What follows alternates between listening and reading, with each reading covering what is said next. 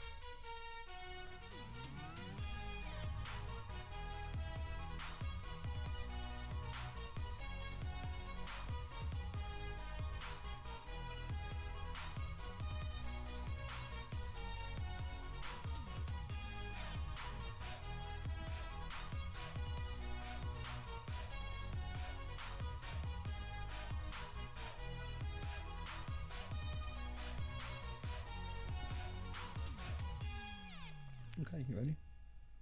Hang on.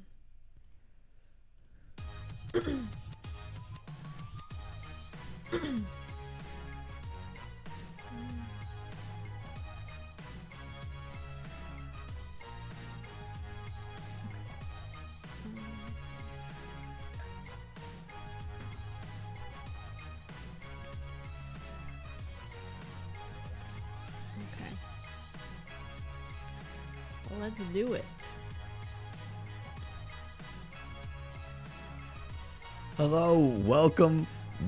It is a Monday, and it still feels a little weird streaming on a Monday. Yes, You know. it does. We just haven't gotten used to it yet. Yeah, I'm a little annoyed because I missed the Great Conjuncture. Someone tell me what that is. The lining up of Saturn and Jupiter. Last time it happened like this was 800 years ago, and I read an article that said it was going to happen between 6:30 and 7:30, and now it's already below the horizon. So now I'm annoyed. Hi. I'm sorry. And I even wore my space shirt for it. Just stand up.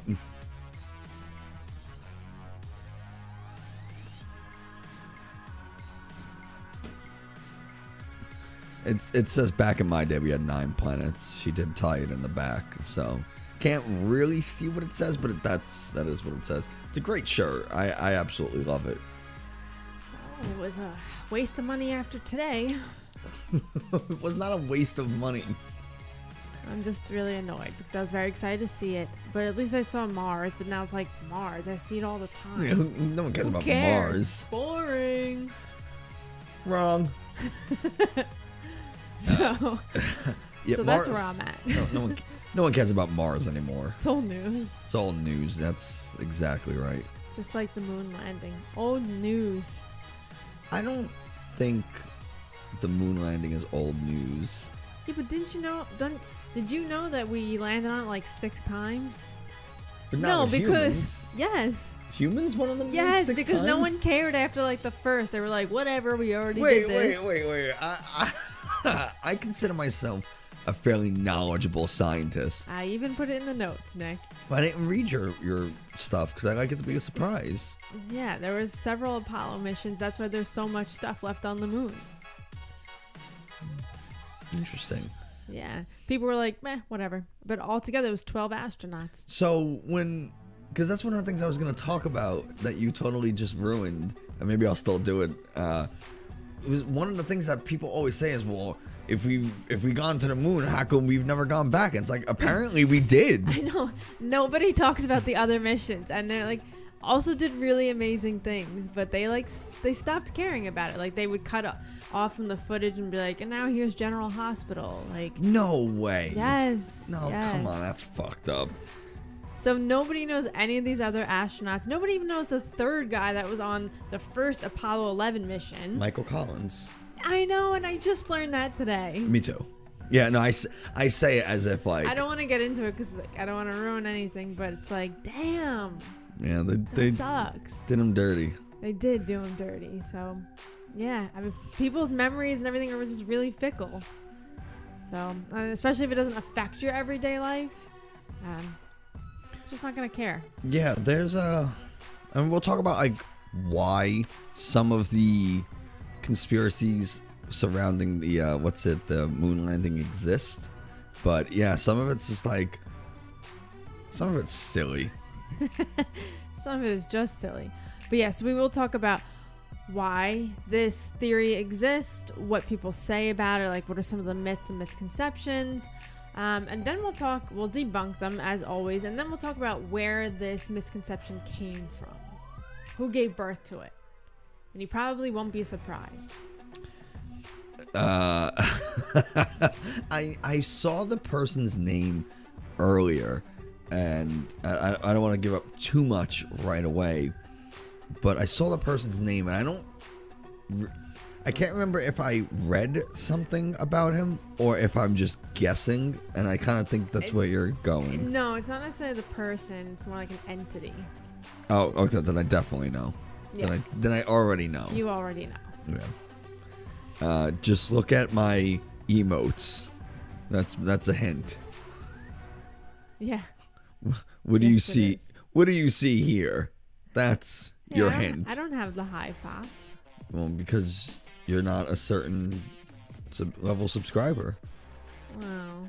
I get them because I'm the creator, so I get all of them. R.I.P. Fox. I have 9 emotes to use. I think I'm like a higher subscriber on Kitchen stream than You are. You only subscribe to tier 1 on our stream. And what am I on Kitchen? 2. I don't even know how I'm sorry. did I think that. you're a tier 3 on her. I don't even know how that because happened. it was like subscriber tier 3. Was it? I don't remember. Or maybe I just did a 3-month. And you might have done a 3-month subscription. I can't remember. Man. There was like some deal going on with Twitch with like it was like September or something like that. Yeah, I think so. That sounds did about like right. 3 months at a time, and I had no idea. I was like, "What's this charge on Yeah, my?" because for the first time, it was like a 3-month subscription was the price of like it was like $7 or something. It was like $2 more than a regular month subscription, and so we were like, "Yeah, fuck it, whatever. We'll just do it." And then Lauren, the 3 months elapsed, and Lauren just got a charge for $15. Not that we care. She just didn't know what the charge was for. She's like, "Why is Twitch charging me $15?" I was like, "Because you subscribe to Kitchen Witch." So, yeah. I'm a dope. It's no. It's not that you're a dope. You just didn't know what the charge meant. Because I just clicked buy, and I didn't know what I was buying. Again, it's not like we're not upset. We have a 3-month subscription to Kitchen. We love Kitchen. It's just wasn't expecting it. Yeah, Lauren doesn't know what she's doing is the moral of the story. All right, shall we get to it? Yeah, let's just jump right into it. We got a recording thing on. So recording symbol is up. I'm muting alerts. I think I might need a massage after this. You're gonna need a massage? Yeah. From me? Unless Jerry knows how to do it. Shit. Does he though? No, he would fall asleep midway through. Not even.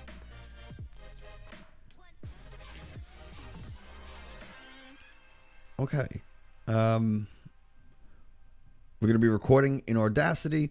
Just as a reminder, while the recording symbol is up, and you can see it on the top left hand side of the screen, we will not be answering anything in chat. We will not. Alerts will be muted, but we will get to all of them after we are finished recording, and the recording takes about 25 to 30 minutes. Though this episode, for some reason, I feel like we have more than 30 minutes worth. Yeah, we have a good amount of stuff. Like, I definitely feel like this is going to be a longer episode. That's okay. This has been a long conspiracy theory. Yeah, 50 years worth, basically. Anyway. Has it been? The moon landing happened 50 years ago. I still think of the 70s as like 30 years ago. Yeah, no, it's But 50 now, years like, ago. add another 30 years. Because we're now 30. Oh, God. Yeah. All right. So, recording in Audacity. Let's do it. And I'm recording on Streamlabs as well. So we're recording everywhere. Like, fuck it, everything's going. My phone's recording. You're recording. My mom has a hidden camera in here. Right, ready to go? Yeah, let's do it. Today, we're going to talk about one of my favorite conspiracy theories. Wait, I'm sorry. Start over. I had the music on still. Oh, yeah. I'm Yeah, so used to hearing that now. Yeah, I'm just so used to hearing it. All right, now go. Today, we're going to talk about one of my favorite conspiracy theories, the moon landing. Many believe America accomplished this incredible feat, but millions still say it was just a movie production. Hello, everybody, and welcome to Just NASA Science Podcast. Each episode, we debunk ridiculous yet common science misconceptions we find online and get just a little salty about them. I'm your favorite science teacher, Lauren. And I am the glorious neuroscientist, Nick.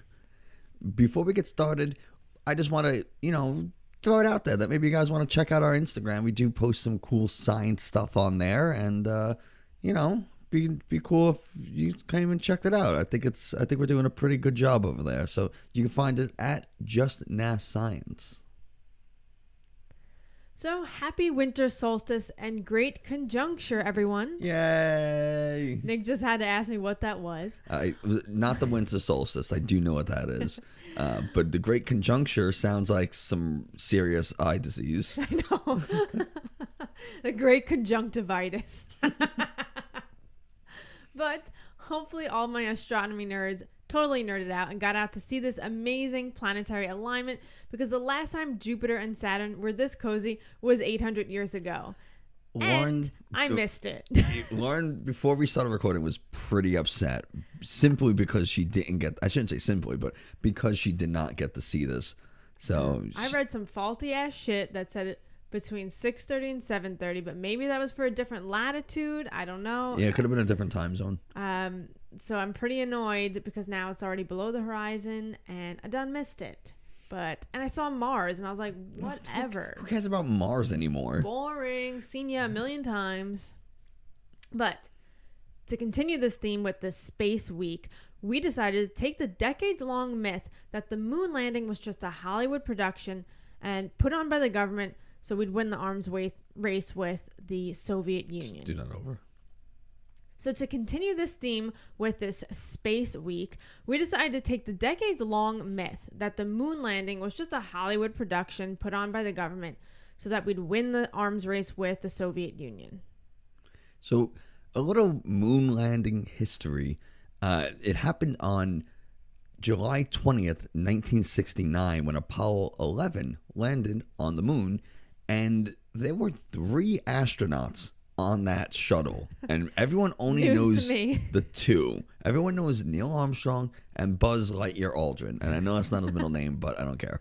Buzz isn't even his first name, so I still don't care. What is his real name? It's like Edwin or something. Okay, this is so lame. We're sticking with Buzz, and the third was his name was Michael Collins, but he didn't actually touch down on the moon. He just stayed in orbit, took photos, and did some other experiments and collected data. But like, who knew that playing that role would totally leave Michael Collins out of the history textbooks? Like, that's some bum ass luck there. Wait, but is it bum luck, or is it he didn't land on the moon and therefore we don't give him credit for it? But he was a really important part of the mission, I assume. But yeah, sure. I literally learned about him today. Me too, but there were a bunch of other people, and we'll talk about how many people were involved in the moon landing as well, but they didn't touch down on the moon, so no one knows who they are. I know, but he literally went into space with them. I don't make the rules, okay? But so before we dive into the myths and then the science behind this conspiracy, let's visit the Twitterverse for some well thought out tweets about the moon landing. They're not, but anyway. So the first one says, "You make fun of people who say the moon landing was fake, but have you ever been to the moon? Checkmate." So dumb. It's like, I really hope that's sarcasm because And that's from it's this absurd. year. It's Yeah. from December 20th. No, from yesterday. all of these are very recent. Holy shit. Just the simple fact that everyone isn't traveling to space is not proof that it didn't happen. There are a lot of issues with space travel that we'll talk about later. Actually, some of the stuff that I know we won't talk about, like muscle atrophy, is a huge problem for astronauts who are at the International Space Station for a prolonged period of time, or people who go and do long-term spacewalks. They are subject to muscle atrophy because you don't have the pressure and resistance of Earth's gravity helping your muscles stay toned. Right, so real quick, have you ever been to India? No. Well, then it must not exist. Checkmate. Oh, yeah, pretty Gotcha. much. Damn it. But I know. But I mean, someone could turn around and be like, but no one's refuting the existence of India. Well, People do refute the Holocaust existed, even though we have a tremendous amount of proof and. people also refute the existence of COVID. Yeah. So, I mean, you know. Fair. Anyway, moving on. Tweet number 2. So there's an image, and I don't know where this image came from necessarily. Like, I don't know I do. if this was. No, okay. There's an image of a few Chinese scientists around a collection bin. It was like China sent a rover to the moon to collect moon samples, and the image that this tweet shows is the rover after it landed back down in China. So this is a picture in China. This is in China on Earth. This is no one's saying this is on the moon or something. Yeah, there's like literally snow and plants. Yeah. So this person says, I'm going to call this out. China faked this moon landing on Earth. It's like, yeah, this picture was taken on Earth. No one says this was the moon. Like, it's like a very quick Google search will verify that. Like, it says, and I'm pretty sure the article that this image is linked to says that like this was taken in China. Like, yeah, we know it's Earth. Listen, I understand, especially as an American, why some people have some trepidation with trusting China or just governments in general, because that's what we do best here. But like, also, no one said this picture was on the moon, and then, you know, we have moon rocks. So what's the gain? Like, to prove that just they could do it? You know, what major power can't send a rover to the moon now? Like, Yeah. everyone's pretty much done it at this point. Yeah, like what's the gain from being like we got moon rocks? Like, oh shit, Yeah. they got moon rocks, yo. Like, who cares? We've had moon rocks for 50 years. This isn't special. But the third and final tweet that we wanted to talk about So graciously picked out. it was just so eloquently put, and it was the moon landing was fake as fuck. And simple to the point, no proof, no reasoning or rationale, just a very blunt statement. And a lot of individuals on Twitter who do refute the moon landing don't provide any context or explanation. And that might be because of the limited space you get, so I understand, and I'm very, very confident there are videos and videos on Facebook and YouTube that give reasons why the moon landing was fake, though. Yeah, but those videos aren't good. No, But no, anyway. absolutely not. But they exist nonetheless. But there's a lot of people who believe the moon landing was a hoax, right? Well, polls often show that about 16 million Americans believe the moon landing was a hoax. So out of 330 million, that is still a sizable chunk. Yeah. But it's not just Americans. Even over 20% of individuals aged 24 to 35, for some reason, in the UK believed the moon landing was also a hoax. Yep. And I think it's like 10 to 12% of people in the UK believe the moon landing was a hoax. That's a big chunk. Yeah, no, it's roughly the same size as Americans. But I wanted to single out 24 to 35 year olds because it's like, you know better. Yeah. You why, know dog? better. But it's compared to like 13% of people who were like 50 and older who were alive for the event. And I think that has a lot to do with it.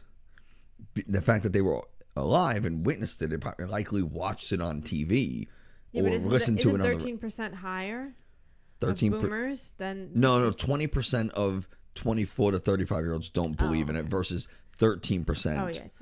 So yeah, it's crazy. Like, for once, boomers got us beat on this. Like, what the hell? You guys are gonna lose the moon anyway.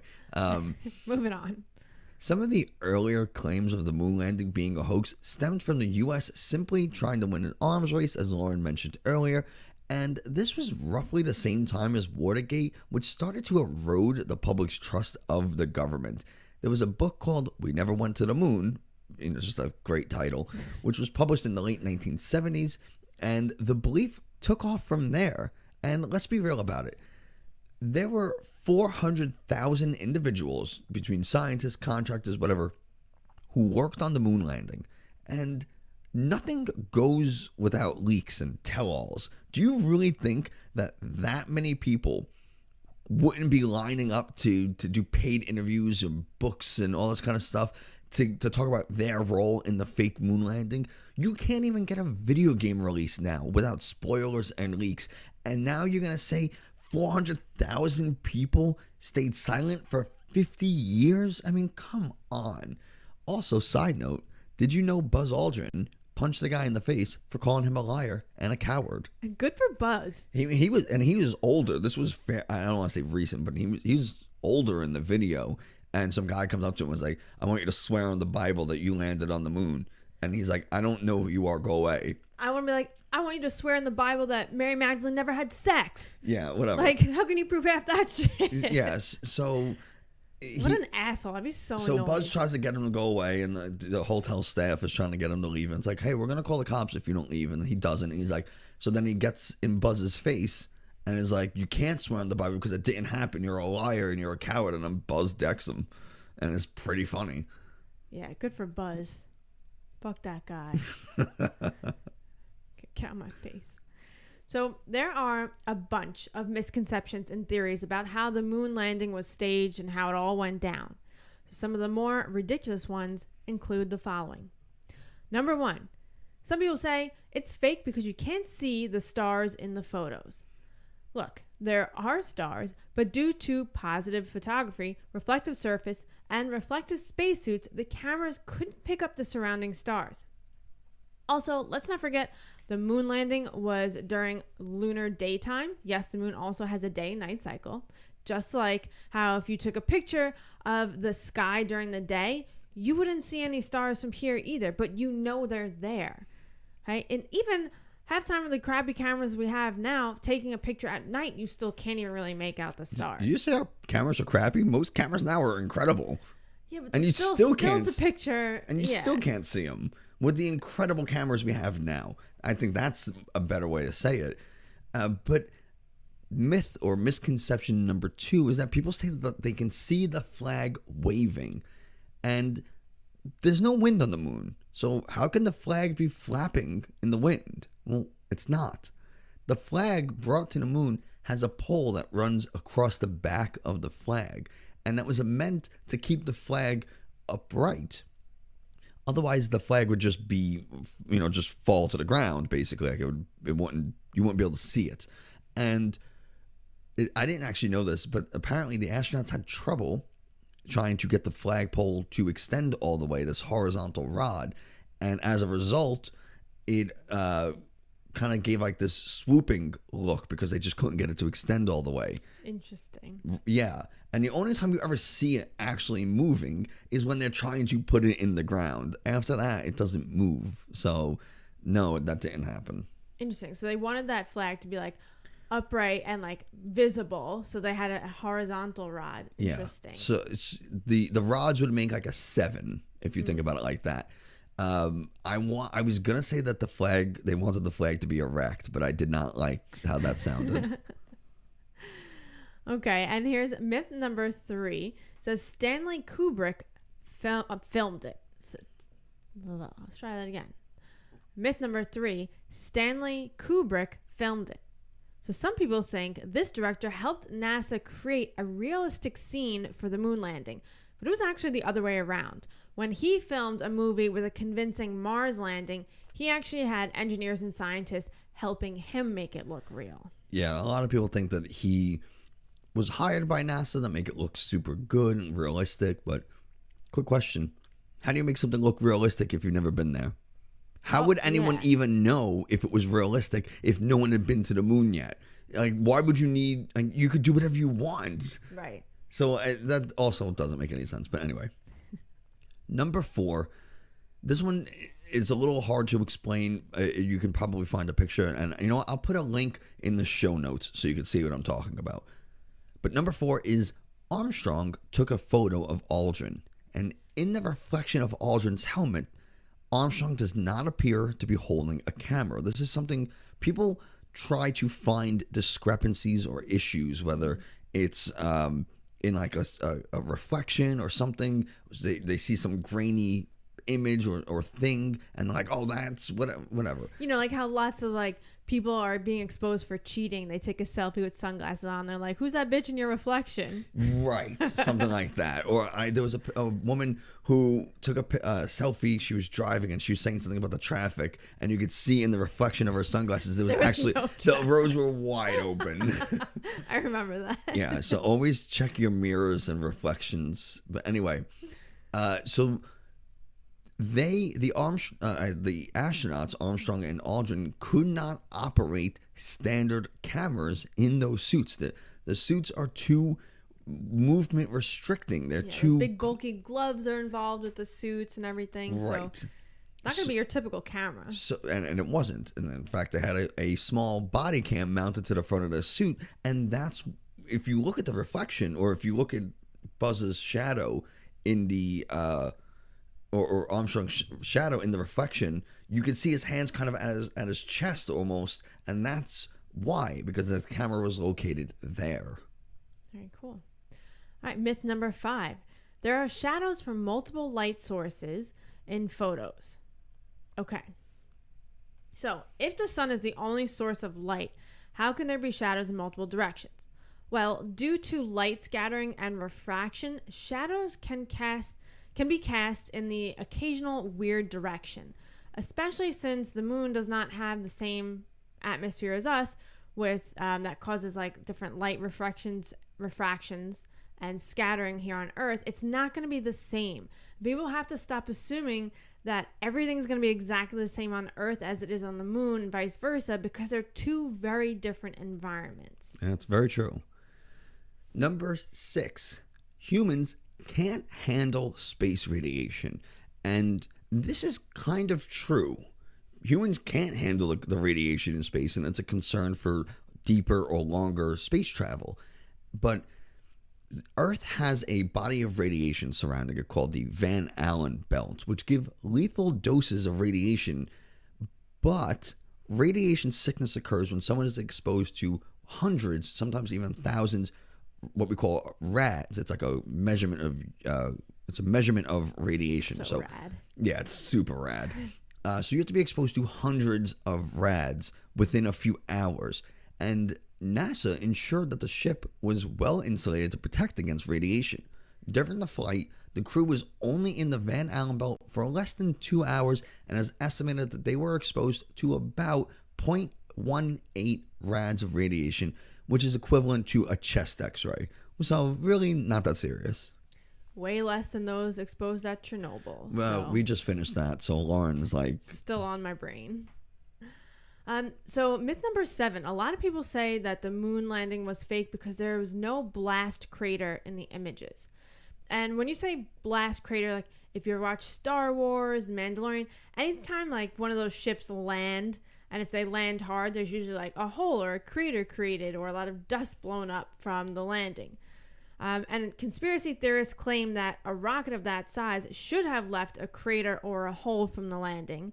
But that's like claiming that every car that pulls into a driveway should leave tire marks. But no one pulls in at 8 miles per hour unless you're an a-hole. So really, there was no blast crater because they slowed down considerably to land gently on the moon. They're not going to come in hot. Yeah, this isn't Starsky and Hutch Space Edition, I promise. And this is my favorite claim that I've ever read in my life. And this, originally I wanted to put this at the very beginning, but Lauren opted against it. Number 8, the moon is not real at all. It's actually an alien space station. Moon's haunted. Apparently in 2016, the moon was also supposed to turn green for some reason. I didn't hear about that until researching this episode, and I gotta say, pretty disappointed it didn't happen. Is this not like a destiny thing? No, the moon turning green, I don't know what that is about. I don't know why. I don't know who said it or what. I know not nothing. Even green, just being an alien space station. But No, even in Destiny, the moon exists. There's just aliens on the moon, isn't right. it? Aliens came and took over the moon, and then we Right. tried to take it back, and So it did even not go well. Destiny was like, nah, there's a moon. And we're putting things on it. Listen, I've said this before in an episode when we talked about lights or life on Europa. Destiny, one of the destinations that we can travel to is Europa. Which is a moon on Jupiter. Mars is a destination you can go to, and there's suspected life on Mars, or at the very least water on Mars. The moon, which has water and like all this kind of stuff, and then Earth, and then we also have like Venus and Mercury. And Mercury is not an option because it's way too close to the sun, but you get the idea. Actually, technically, Mercury is gone now. But anyway, we don't need to spend the rest of the time talking about Destiny. I don't know what the idea was, but all right. The idea is that the moon is real. It is not an alien space station. Destiny said so. It's not the Death Star incognito or something. It's Man, that would suck. I just learned what the Death Star was the other day. Or would it be the single greatest discovery of all time? Anyway. No, I guess not. But let's say somebody just wants to argue that all these points we just made are just government cover-up explanations. So here's a little more proof to help you accept the fact. So the first is we have moon rocks. The shuttle returned from its moon trip with, I think, 800 something pounds of moon rocks. It's a lot. And these samples have been shared with scientists from around the world for over decades now, and every single test has come up identifying them as from the surface of the moon. We know they're from the moon because the rocks contained small, pure glass spheres, something that doesn't really occur on Earth because of Earth's atmospheric and elemental influences on how rocks cool. Very cool. I'd like Was to that know... a fucking pun? No, I didn't mean for that. I do want to learn a little bit more about moon rocks because from what I do understand, yes, they're different, but there's also a lot of similarities between Earth and moon rocks. And I think it's potential that the moon may have been an offshoot of the Earth during a collision billions of years ago. Yeah, I've heard that as well. I have no way of being able to verify that. Yeah, no one knows that for sure. So, but number two, we have footprints, and here's some evidence, that you could still kind of look at for footprints a little bit more recently. So in 2009, NASA launched what's called the Lunar Reconnaissance Orbiter, which is almost like this big camera, which can be used to find footprints left behind by the astronauts who made the trip, and also took a lot of pictures of the different Apollo landing sites. It took those pictures in 2011, and it took pictures of a lot of the materials left behind, because there's actually a lot of materials that were left behind. Speaking of materials left behind, number 3 is the actual equipment. So some of the tools and equipment that scientists or astronauts used are still on the moon because we're super good at littering not only our planet but space and apparently the moon, which can still be seen and verified. And I actually didn't know about the Lunar Reconnaissance Orbiter or the fact that there was a bunch of equipment still around. Me neither. And apparently we could fire off laser beams from these tools, and including the retroreflector mirrors placed on the lunar surface. No, you're not going to fire laser beams from them. You can no, bounce off it off them. But yeah. like, I don't know what that does. Like, why are we just to shut these conspiracy theorists up? To be like, look, I'm bouncing a laser off of. Is that really the purpose of them? Oh, I don't know. No. Because that would have been the most badass thing. We built a laser to shoot at the moon. I got so excited I hit my microphone. We built a laser specifically just to shoot at the moon so we can shut you up. That would be the greatest thing ever. Yeah, but like, what is that laser really built for? And then who was like, let's just point this at the moon and see what happens. So I kind of blew Nick's mind about this earlier when I said this before we started recording. But not many people know this, that the U.S., we've actually been to the moon 6 out of 7 attempts. People have been to the moon. Apollo 13 was the one that actually had to make the emergency re-entry back into Earth's atmosphere. But American interest just faded quickly about the moon because it was more like a, well, been there, done that type of thing. But up to 12 astronauts from the U.S. have been to the moon. And that's not counting any of the other countries that have sent some people up there too. So those people there who are like, well, if we've been to the moon and we could do it, why haven't we been back? I'm like, we've been back like 6 more times. I'm embarrassed to say it. I had zero idea. It's not really talked about. Yeah, which is ridiculous. Try to name one of those astronauts. I can't do it. Couldn't even name the third guy on the first mission. But again, name one of the other 400,000 people that were involved in the first moon landing. You can't. Alice Johnson. You're making that name up. You're making. Okay, I don't know if I have the right combination of names. Oh, anyway. But she's one of the. Nope, wrong name. But Johnson, I think, was her last name. We're getting off topic. It was the movie. I made my point.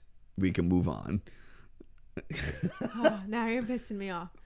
What was that movie of the 4 women who were involved in getting like the math to get them to land on the moon? You're asking the wrong person any question about movies. I know. Hidden Figures. Boom. Okay. So where did this conspiracy theory come from and who gave birth to it? As I'm sure you may have been able to guess, or if I told you a news station was responsible for the propagation of a conspiracy theory like this, which news station would you guess? If you said Fox News, you'd be correct. They played a major role, and unfortunately, it wouldn't be the last conspiracy they pushed for ratings. But in 2001, the Fox TV network aired a documentary called Conspiracy Theory: Did We Land on the Moon? A documentary with actor Mitch Pileggi of the X-Files. I don't know who that is. Which is basically, he's probably Mulder. He might be Mulder. I'm guessing, but basically it's all about different conspiracy theories. Was the documentary? Well, now I want to know who that guy is. It was Mulder.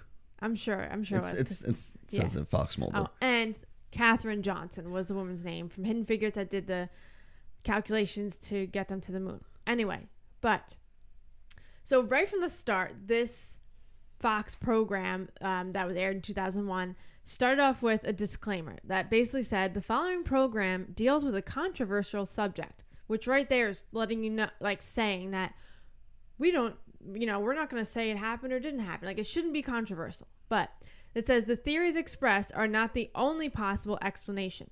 Viewers are invited to make a judgment based on all available information, except they only give you the information saying that this is a conspiracy. So the issue really is that they didn't really want to make. The issue is that if they actually wanted people to make their own informed decisions, they would have discussed both sides, but they didn't. Classic Fox. Yeah, I mean, look, and you can't say this about just Fox News. A lot of documentaries are biased and are made to sell an idea or make a point. So you can't necessarily blame Fox, although it is kind of shitty. Regardless of who does it. Anyway, the program talks about Stanley Kubrick's movie Capricorn 1, a movie about how NASA faked a manned Mars expedition. We talked about this at the beginning of the episode. The program says the Apollo footage from the surface of the moon is strikingly similar to the scenes in Capricorn 1. But the movie was made in 1978, years after the last mission to the moon. So, yeah, it was made to look like the real thing. And we mentioned before, they worked to get Stanley got people from I don't know necessarily people from NASA, but he got engineers and scientists to make it look realistic. So, yeah. And also, what's at the surface of the moon? Gray rocks, roughly gray rocks and dust. What's at the surface of Mars? Red rocks and dust. Yeah, it's gonna look similar. There's nothing there. Just go to Utah and film some shit. Yeah, it's rocks. I don't know what you expect. Nothing special. It's not like mountains of rainbow mountains, and we're like, oh my god, it's exactly the same. If you find buildings, let me know. Like that'd be some shit. That'd be weird. So this program, they also assume that the same things, I mentioned this earlier too, that the same things that happen here on Earth should also take place on the moon, despite being very different places. And this is the very classic, oh, look, the dog or the monkey is smiling mentality. Like, nah, bitch, they're baring their teeth to show you what they're working with as a warning. You can't assume everything acts the same way you do and it takes place in the same environment you live in. It's just not the way things work. Yeah, that anthropomorphism is sometimes an issue. Like, there are some videos on Facebook and stuff you're scrolling through and you see like a pit bull smiling and you're like, the pit bull looks happy. I don't think it's like gonna attack. It's wearing a duck onesie. It's not harming anyone. Its name is Nicole. But you get the idea. Like, for the most part, probably not super wise to be around an animal that's showing its teeth. Anyway. And the other big thing that kind of helps take off this conspiracy theory, as we mentioned earlier, that book from 1976, We Never Went to the Moon. It became like the Bible of this conspiracy theory. Yeah, which I was hesitant to include the name of the book in the episode because, like, I don't want to give these things power, right? I don't want to include some crazy book or website or something and then people start checking it out and give it a hits and stuff and like traffic but at the same time I also don't want to be like I don't want to be withholding information and make it look like I am being biased. I want to tell you everything we know, what the research says, how we can explain different things. And yeah, well, while researching this episode, a lot of the stuff I came across about people talking to scientists and engineers from NASA's, they are kind of torn about whether to talk about this or not because they don't want to breathe life into this conspiracy. And who wants to keep explaining themselves 50 years later? You know what I mean? To be not like Buzz Aldrin, I'll tell you that. He'll fucking punk deck you right in the face if you say shit to Buzz. So yeah, I can understand constantly feeling like you have to like explain yourself and it's still not going anywhere. But also like this is still has a lot of traction and I don't want it to gain more traction because of things like social media, and then because no one knocks it down, people are like, it must be true. So hopefully this episode helps people realize that, okay, maybe what I'm thinking in terms of the hoax on the landing isn't actually correct, and here are some good explanations. That's going to do it for us today. If you enjoyed this episode, don't forget to subscribe, leave a review, and especially share it. It takes literal seconds to hit subscribe and click the 5-star review button, and it would mean a whole lot to us. Positive ratings and shares on social media are the biggest ways you can help us spread this good science to even more people. You can find us on Twitter, Instagram, and Facebook at JustNasScience. You can also visit our website, justnasscience.com, where you can watch YouTube videos, read blog posts, or submit questions and suggest topics for future episodes. And don't forget, we put out new episodes every Tuesday. And as always, thanks again for listening. Later, nerds. Later, gators. All right. Later, haters. Oh. What's up? Hey, guys. I'm just saving this episode, and then we can... Yes, Katherine Johnson. Thank you. I'm not seeing this stuff till now, but Alice Johnson... I know who she is now. Too many Johnsons out there. Hey guys, I hope everyone's doing well. And I love that movie, Hidden Figures. I haven't seen that movie yet. I should make Nick watch it. I've been on a string of picking really bad movies lately. Wait, Snake Eye, why are you a nerd? Why are you not a nerd? And why am I a nerd? Am I a nerd because I'm drinking a White Claw while talking about the moon landing? Because I feel like that is accurate. Oh, man. Oh, man. How's everyone doing? What's going on? Well, we got the top of your computer and, and screen. I don't have a science podcast. Oh. Yeah, no, that makes you not a nerd. It no, makes we me are absolutely definitely nerds. I can see the top of your computer on camera. That's what I'm trying to tell you. I'm so sorry. Zip. Looks like somebody... Drop the camera. Okay. Here we go. Better? I guess. It just looks like there's a foot of space above you. What do you want me to do? You see Take the top a book away. Okay. You got so many... I don't want to slouch. So I try to raise my. You don't need a slouch. You play with your wood all day, so that's something. Well, why are you making it higher? oh yeah, sorry. Guys, I'm not good at this. No, yeah, it's very obvious. So what kind of wood you got? Cedar? You got a birch? That's something. Whose phone is ringing? Not mine. Maybe your mom's COVID test. Oh yeah, it is mine in my pocket. It's your mom. It's my mom. She always calls while we stream. Every time she calls while I stream. But I'm glad she's calling you. Answer. Oh, yeah, no. It's okay. Just tell her we're streaming, not to call me.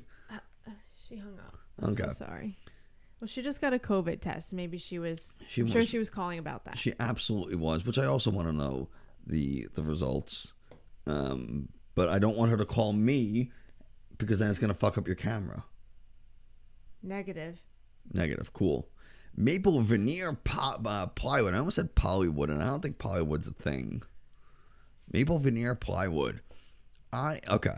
Lauren doesn't know this about me, but a while ago, I wanted to buy planks, and this is before I met her.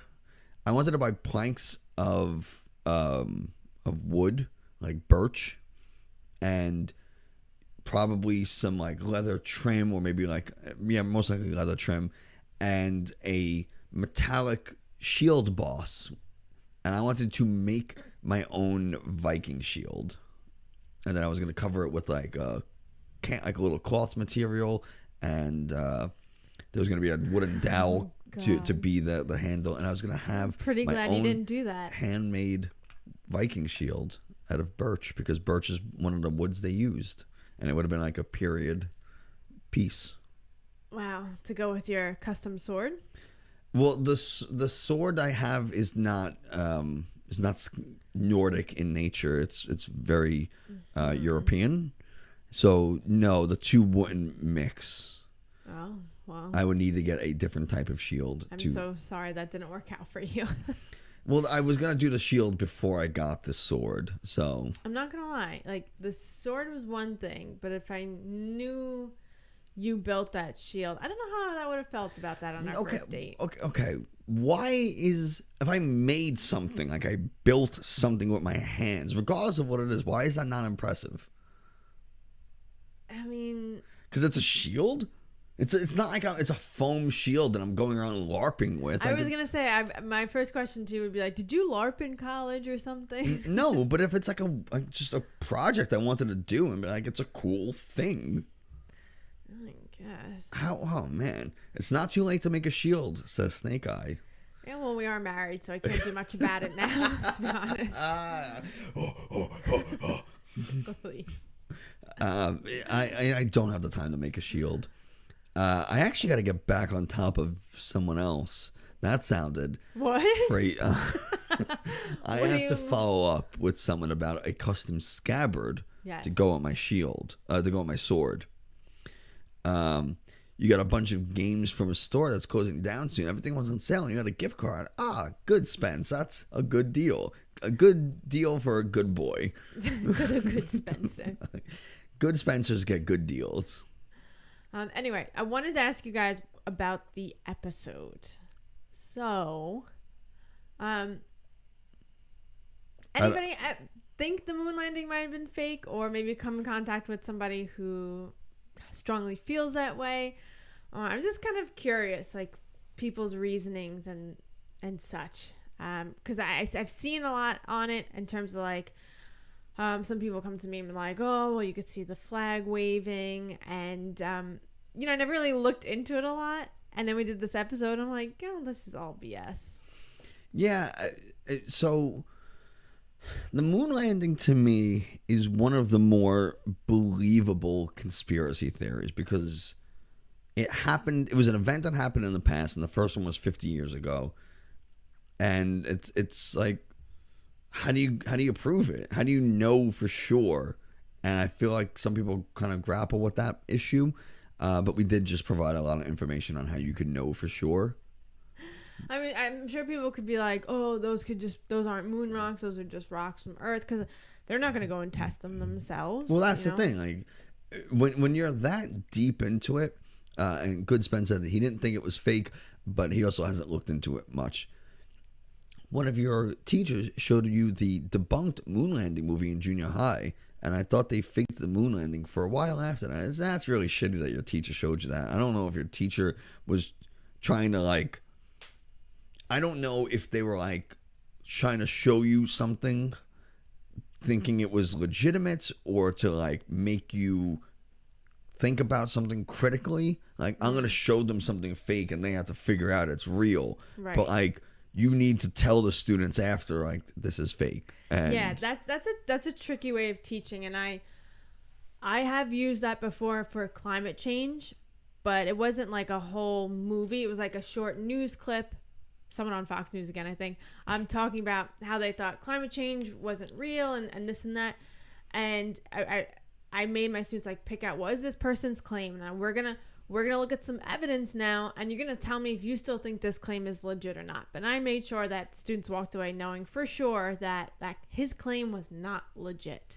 Right, and Snake Eye confirmed that he doesn't know what he was trying to do either, but did not say it was fake, which is shitty, because that means either he didn't know and he believed it, right, or was trying to lied or knowingly deceive students, and both are really shitty. Both suck. Yeah, and I get it though. Sometimes it's hard. You want kids to come to their own conclusion, and sometimes they just don't get there. So you have to be like, all right, this is the answer. I didn't want to have to tell you, but this is the answer. And I had to do that with vaccines too. I let the students, I gave them some sources, and within those, hey, research, do you think there's a link between vaccines and autism? And some kids really were like debating yes, that they thought there was. And so I had to like kind of sit down after and be like, there's not. I'm so sorry to break it to you, but that's not true. So it is hard. You want people to be able to come to their own conclusions.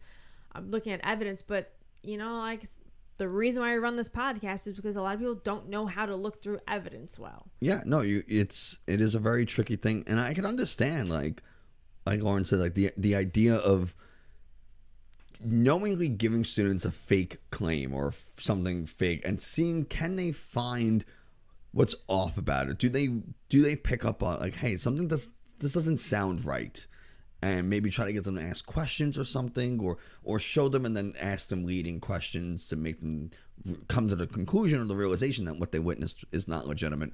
But yeah, sometimes kids be dumb, and that's not like their fault. They're just not taught how to research or how to do those kind of things. It's not just kids; it's adults too. No, it's very much adults too. That's a huge problem. Yeah. So, but you do learn better if you come to your own conclusions, which I understand why teachers do that a lot, but it can backfire. Adults are dumber than kids a lot of the time, according to Hookem. Which, by the way, Hookem, we got to do that episode together soon. I very much want to talk about some health myths and Snake Eye organics. Can confirm that you were a dumb kid. Ugh. Listen, it's much more common for kids to just be like, what, yeah, I mean, kids, especially when it's coming from a teacher or a parent, you just you believe it. I never questioned like my teachers, like they would lie to me. You know what I mean? So like if they told me something, like I'm not going to go to my chemistry teacher and be like, gas law doesn't exist. Like PV equals nRT. It's bullshit. Someone messed up. Like what?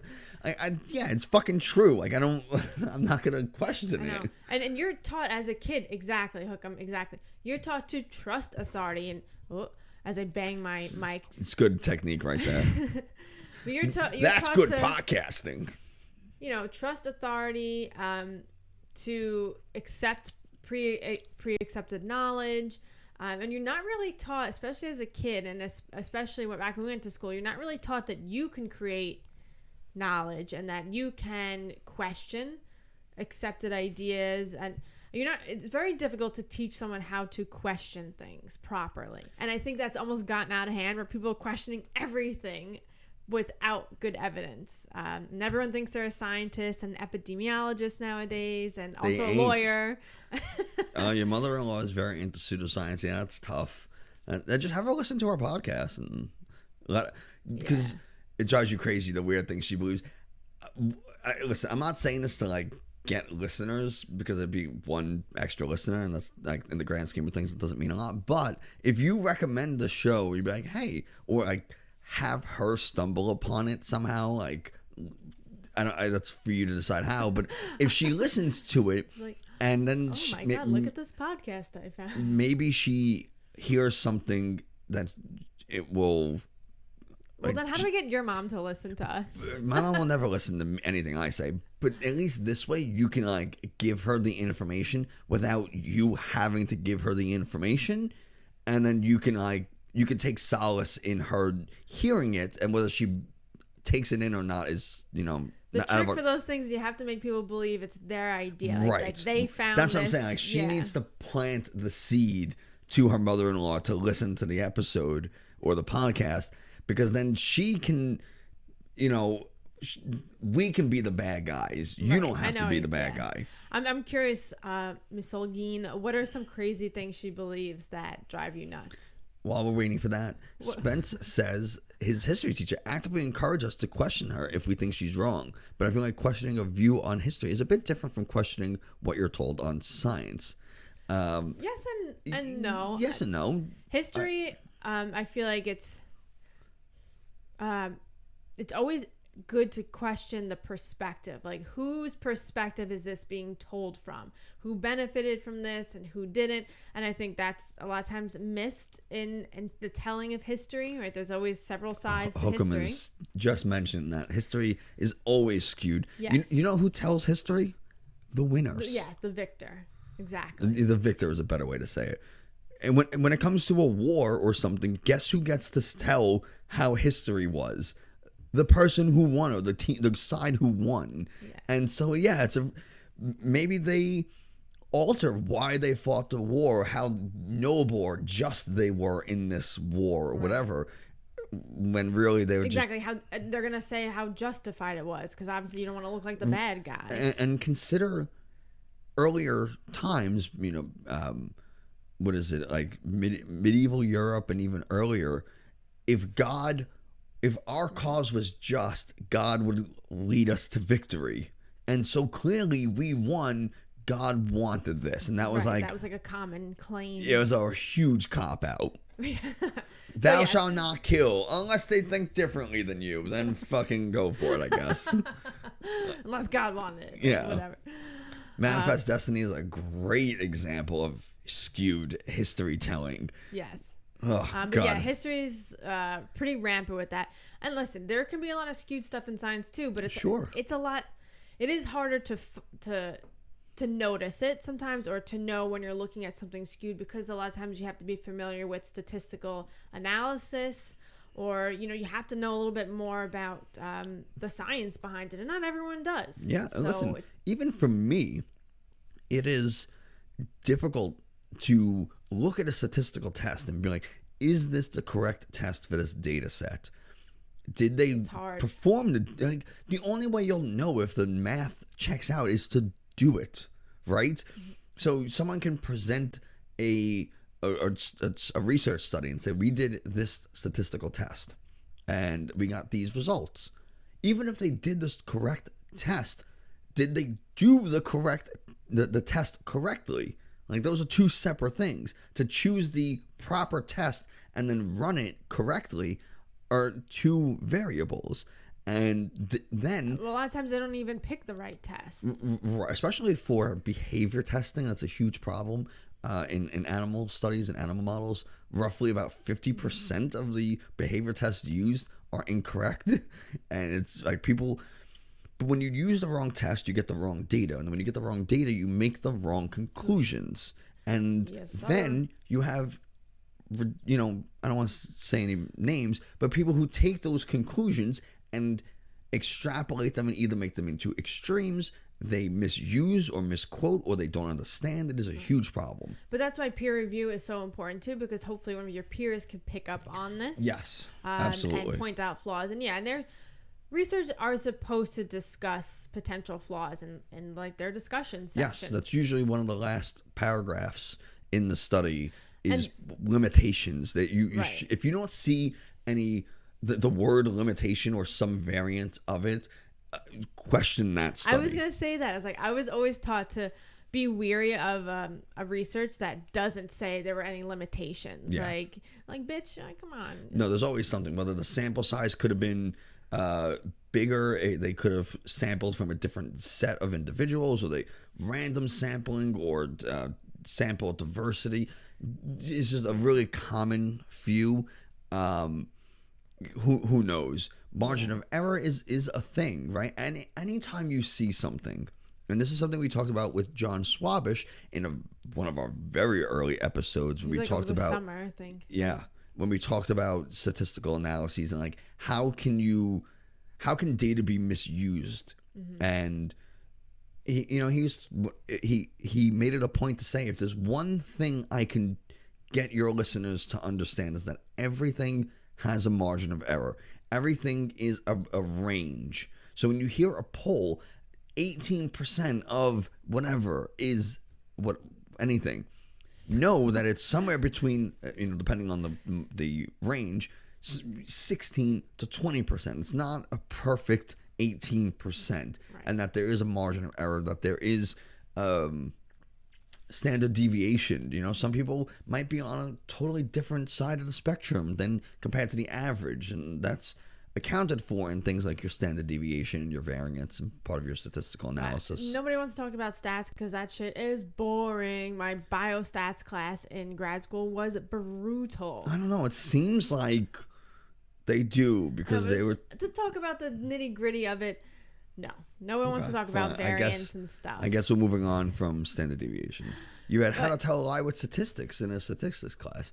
Yeah, I mean, it's very easy to manipulate data. Yeah. It's very So when people say the easy. numbers don't lie, I'm like, yeah, but they're easy to manipulate. Yeah. And I think that might have been the title of our episode. Really? Something about like the numbers don't lie. And I got to look it up. Look it up. Numbers don't lie, but people do, or something like that. Something along those lines. Yeah, it's really tough. And if you're going to do research, you better be pretty good in stats. And man, it was tough. I don't know if you guys ever took a stats class, but you have to like learn that coding language too for the stats program. It sucks. I'm sorry. The title was Data Doesn't Lie, right? But it can be misleading. Gotcha. So pick and choose your stats, confirm what you want. Yep, cherry picking all the way. See it all the time, especially on the news. Or hell, you run a statistical test and it doesn't yield any significance or results, and so you say, you know what, we're gonna take the log of everything. We're just gonna manipulate this data. We're gonna do something else on top of it. And when you start adding things, you do what's called inflating the alpha. This is getting into nitty gritty. We don't have to do this, but please, Lord, no. When you start doing things like taking the logs of all of your scales and stuff, and then guess what's going to happen? Your data is going to shift, and now you can say, look, it's statistically significant. Meanwhile, it wasn't. You just made it significant. It's crazy. Right. Yeah. Well, the more you do to the data, like the more error there usually is. It depends on what you're doing with the data. If you are, let's say you have like 5 or 6 groups, you have, since Hookham is a dietitian, you have normal food consumption, and then you have diets 1 through 5. So you have your control, diets 1 through 5. You have 6 groups. If you do what's called a student t-test, which is just a normal statistical test for comparing two different groups. Because they're so easy. They're the easiest test in the world. It's just comparing 2 different groups, and it's a measure of mean, and that's all you're comparing. And you're looking at weight loss. If you do a t-test for every single group, you will do what's called inflate the alpha, and you will almost surely find a statistical difference when there is not one. But sorry, you know what sucks? Is I feel bad for all those researchers and people out there who put a lot of time and effort into their research, and it doesn't come up statistically significant. That's fine. And I think those are so underrated, because I think we should, as a society, accept that more. We shouldn't only be reporting on the stuff that's significant, because for every significant research out there, there's 10 more that weren't. And it's important for people to know that, hey, not everything's going to be significant, and that's okay. So you shouldn't manipulate your data to make it such. Yes, I agree, absolutely. But there are plenty of research studies that are published without statistical significance, particularly in medicine, because I don't want to say the stakes are higher in medicine, but often things don't work. Spencer asked, do you remember which language you had to learn? Just curious. The stat language? I used R. I used SPSS. It's just important to know that there isn't a statistical significance. Yes, absolutely. Yeah. And you know what? I disagree with Hookham that it is important. However, it can still be a headline because then that's research that someone else doesn't have to conduct. So it should make headlines. Be like, this treatment or this whatever doesn't work, and people should know that. Yes. Yeah, exactly. Like you just did the legwork for someone else potentially. Yeah, and or maybe you did something, and now right yes. So maybe you did the research, and it didn't yield a significant result, and now it turns out someone can read the study and say, oh, I see where they went wrong, or I see how I can improve this, and maybe make it statistically or maybe they use your significant. stuff in a lit review or a meta, a meta-analysis. Yeah, absolutely. But this also reminds me that a lot of people were like asking us, well, aren't you weary of the COVID vaccines because how did they come up with it so quickly? God, I was just talking about this to someone yesterday. Yeah, and I was like, well, coronaviruses aren't new to us. There's been a lot of research, and we know a lot of the DNA makeup of them. So we had a lot of the work already done, and because of that, we were able to do this much faster than if it was something we've never seen before. So this legwork comes in handy for things like absolutely. Ms. Hogan, we use SnapView, but you'll be switching to SPSS since it's not since SPSS is supported in Windows 10. SPSS is I enjoyed it. I've used R, I've used MATLAB, I've used some other very specific like Maple, was that one? No, the ones I used were more for tracking animals and like their movement and stuff. It was actually really cool. Like specifically made for that? Yeah. That's cool. So like you would have an animal in a box. Let's say you're looking at my camera screen. The purple outline of my camera would be the box, and you place the animal inside, and my finger is the animal. And as it moves across in the box and makes whatever patterns, the computer software will track where the animal went, and you can see how much time it's spent. If you put a mouse or a rat in a box that it's never been in before, and then you put a bright light on it, the rat will go and stay on the outside and the perimeters of the box almost exclusively until it starts to get a little more comfortable with the box and starts to acclimate and be like, all right, I'm going to be here for potentially indefinitely. So then they'll start moving across into the middle and then back to the perimeter, and then they'll spend a little bit more time in the middle. And it's just the acclimation process that rodents use. They'll do a lot of what's called rearing, where they'll like kind of stand up on their hind legs and try to feel the wall, see if they can see an exit or like a weak spot to get out. Rats are real smart, let me tell you. I think they're pretty cute. I think like rats the New are York City adorable. Rats, but no, listen, if you see a rat dragging a fucking... mug you. You're like, oh, God, please take my money. Just don't hurt me. Listen, when you see a rat dragging a pigeon down into the sewer, you know that ain't a cute rat. Yeah. But when you see the... Rats in a gang. Yeah. Rats in a gang. That's definitely a crip. I'm pretty sure that's what Gangs of New York was about. I know. I really wanted Nick to watch that movie last night, but I'm pretty sure it's about rats fighting for turf in the subway. You have the Times Square group, and then you have the Rockefeller Center group, and you have the Canal Street rats, and it's a whole thing. It is. But yeah, it is very much anxiety-like behavior, and it's one of the preliminary tests we use for anxiety. But people also use it for motor function to make sure that the rats can walk properly and they don't have any problems moving. But using the anxiety version of the test, so you put a rat in a box with white light for 10 minutes and be like, look, it moves fine, isn't the correct test. You're supposed to do the same thing, put the rat in an open box, but under red light for 30 minutes. And that's the motor test version. Whereas if you do it on the white light, it is now anxiety version. So What about a puppy in a box? Puppy in a box bounce like this. I don't. I keep thinking of that song now. If you guys don't know the Puppy in the Box song, you should definitely look it up on YouTube. No, I'm gonna play it. Can we play it? I just can't have a VOD, but yeah.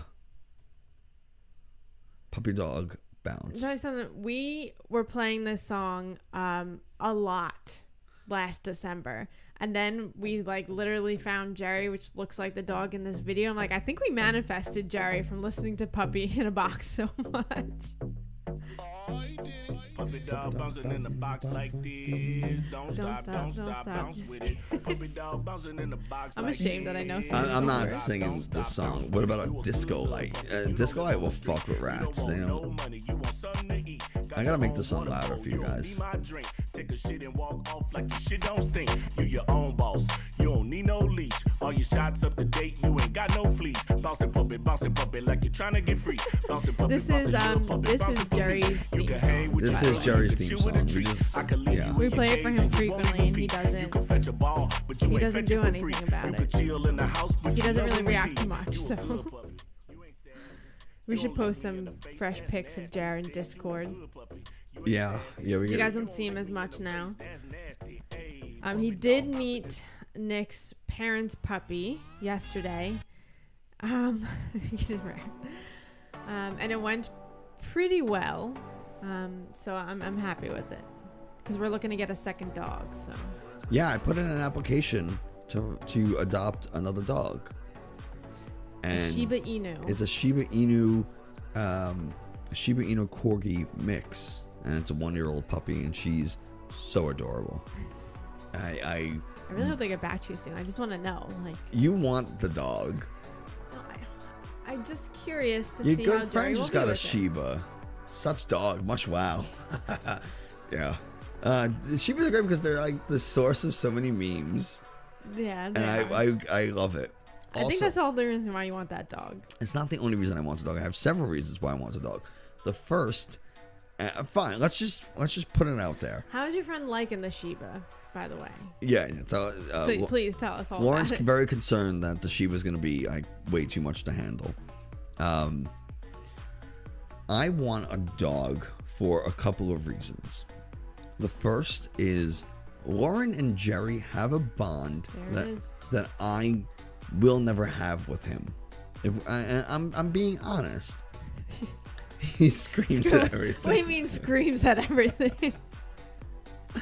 He's basically the king I heard of the they house could be now. pretty vocal, and Jerry is not, and kind of liking it like that. Yes. I'm a little nervous. Listen, I get it, but this, it's not a puppy, and the dog's a year old. They didn't mention anything about the dog being yappy or anything. But Lauren and Jerry have a bond that I'll never be able to touch. I'll never be able to recreate. She describes it as screaming Jesus. So like I want that with a dog. Like I want to be able to have like a bond with our dog. So that's why. So reason number one, Nick's jealous. Yeah, I mean pretty much. That's reason one. Oh, he's a puppy though, so he's probably gonna be more yappy and crazy. Okay, that makes me feel a little bit better. But maybe if you walk Jerry more and you did like those things with him and be the one that feeds him more, maybe you guys will have a stronger bond. So when I went away, went camping over the summer, you guys were like pretty like linked up when I came back. I was like, yeah, whoa. But then as soon as you came back, he was like, bye. No, it wasn't as soon as I came back. I was a little jealous for a little while. I was like, whoa, what's up with this? Did you forget about me? I think it's because he thought you died. He's No. like, she ain't coming back. I don't know. He's like, she used to feed me, but I don't see her now, so I need you to do that. yeah, Basically what happened. Pretty much. So Lauren rescued him, right? I wasn't even there when it happened. She got him off the street. She took him to the store. She made sure she gave him his first meal. She gave him a bath. Like she was cuddling with him in the blanket on the couch. Like Yeah, that raggedy little bastard. he was a real mop head. Yes. And I just can't compete with that. She loves him more? Jeez, that's See rough. that my family dog I think loves Nick more, even though Nick came in the picture last. Yeah. Some dogs just be like that. That's tough, how come? Yeah. I don't know why. I don't know, like maybe he likes males better, but I think Jerry likes females better too, which works in my favor, obviously. I think Lauren's family dog, his name is Wilson. I Great name. play with him the way he wants to be played with. Like, he likes roughhousing and being chased and like tough struggle. But he's like 90 years old he now. is super old. So old. So like, bro, you can't do this anymore. Yeah. I feel bad. Like, I try to wrestle with him a little bit, and it's like, you're old. Like, I feel like I'm gonna hurt you. Yeah. It would absolutely crush me, and I think I would have to commit seppuku if I got a dog under the pretense that like this will be my dog, and that this dog wound up loving Lauren more. I know if both dogs then become my dog. I would commit seppuku. As I mean, you can't guarantee that this dog I would be know, like you. but like, all I'll about teach you. her to hate you. Okay, well that's just not good. And I haven't had too many bad experiences with dogs, but one of them did include a Shiba Inu, and it wasn't me personally, but I saw a Shiba Inu almost bite somebody's finger off. Okay, but But you this, were in a I college understand. dorm. This was in college, and it wasn't a dorm. It was just an off-campus house, which is never a good idea to get a dog in that environment. So I get that, but I still just can't like erase that memory out of my head. And Shibas are known to be a bit stubborn. They're almost like smaller huskies. Like they could be very vocal and stubborn, and it's like tough to train. And we have it made in the shade with Jerry.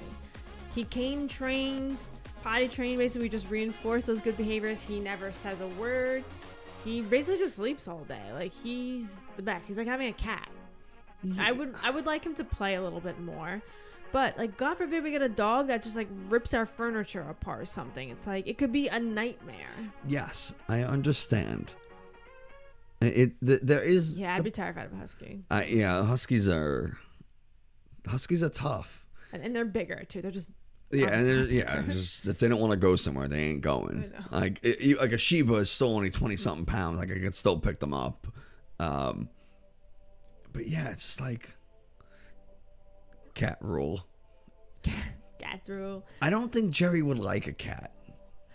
Okay, so there's a neighborhood cat named Max And Ruby. and Ruby. Yes, Max and Ruby.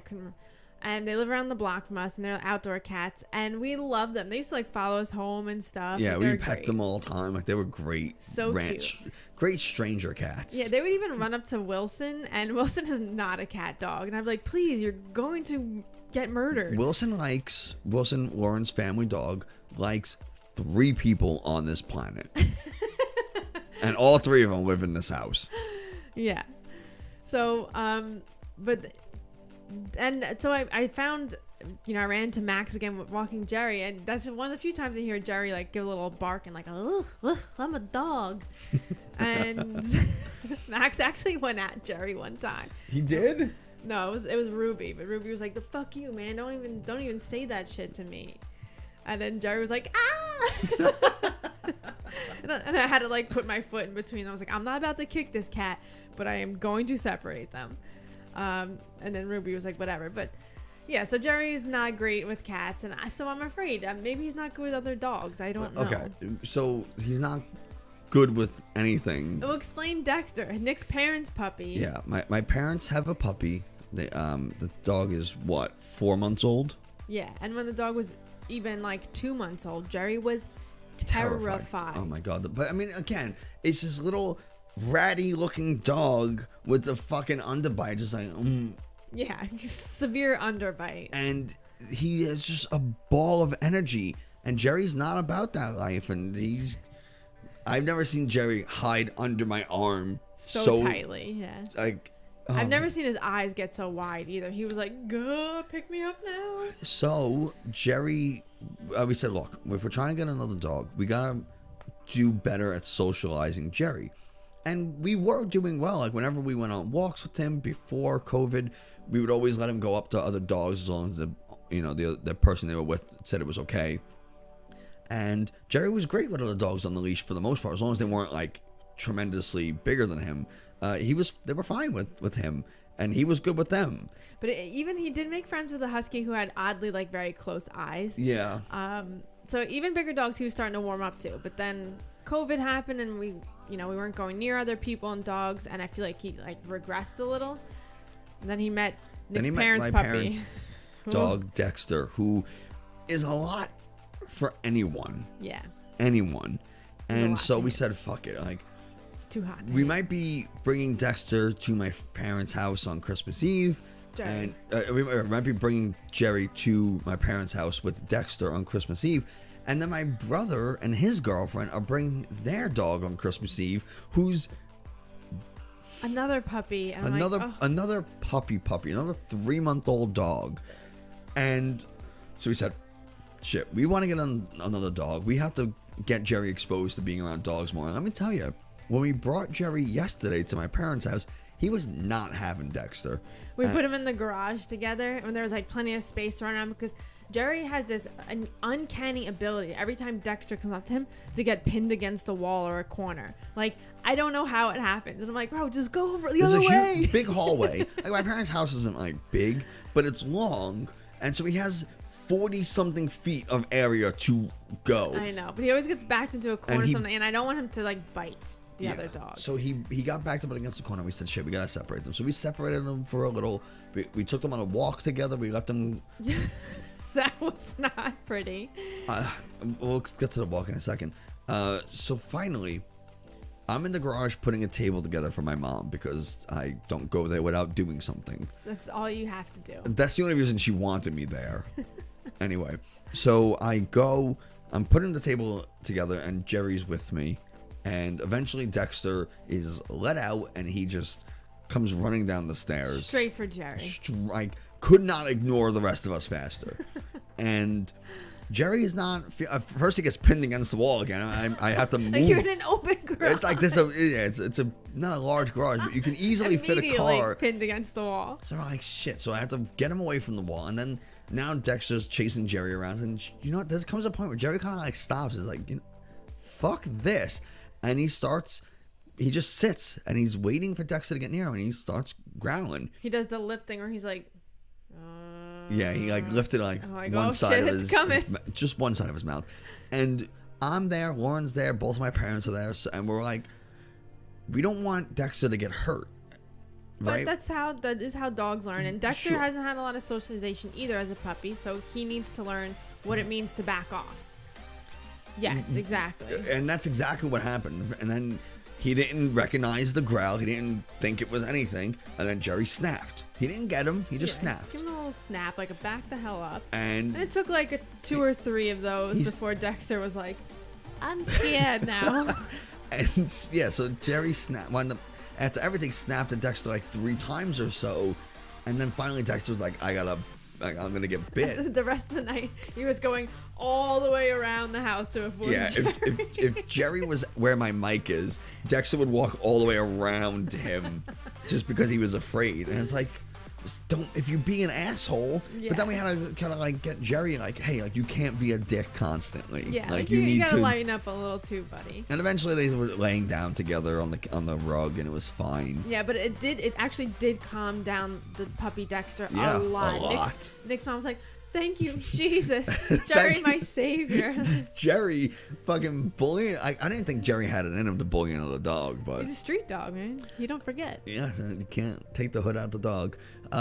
Snake Eye says maybe just get a snake. Snakes don't care about anything. They're nihilists. No, I can't get a snake. Maggie prefers little dogs. Sometimes we said that they need a dip. Your aunt and uncle's dog is much like that. She pushes other dogs away too much. Maggie definitely doesn't have it in her. I mean, who knows? I mean, you'd be surprised if she's being annoyed enough or she's scared enough. Listen, Jerry doesn't get out of bed for like anything aside from food and going for his walks. Yeah, Jerry's a wet blanket. To be honest, like is the least fun dog I've ever experienced. Miss Sogine, thanks for hanging in. I appreciate it. Have a great night. Have a good night. Hopefully the kids aren't too much to handle tonight. Your dog barks at every living thing that moves, even some things that don't. Yeah, It's okay. Jerry did growl at a fake deer once. There was So- a little. Happens. It was a statue of a deer that was like curled up, and it was like laying down, and Jerry was like sniffing around the bushes, and it's kind of hidden in the bushes. Yeah.